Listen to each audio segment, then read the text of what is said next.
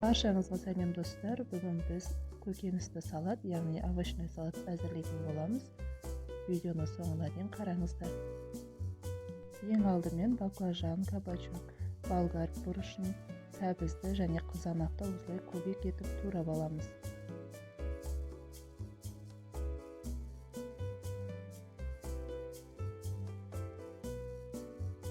Қызып тұрған қазанымызға бір кесе сұйық майымызды құямыз. Майымыз қызған соң пиязымызды қосып қуырамыз. Пиязымыз қызарғанша қуыратын боламыз, шамамен 3-4 минуттай. Одан кейін қызанағымызды қосып, тағы да 5 минут қуырып аламыз.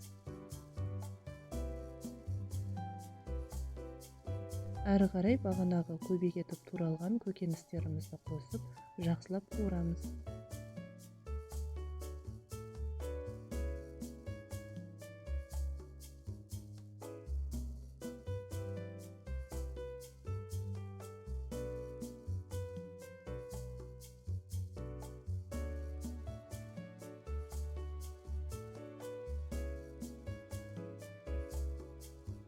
Дәмін көре отырып, тұз, бұрыш және паприканы қосып, жақсылап араластырамыз. Және де кішкентай шай қасықпен 1 қасық кристаллик дәмдеу үшін қоссаңыздар да болады. Одан кейін 3 ас қасық соя соусын қосамыз.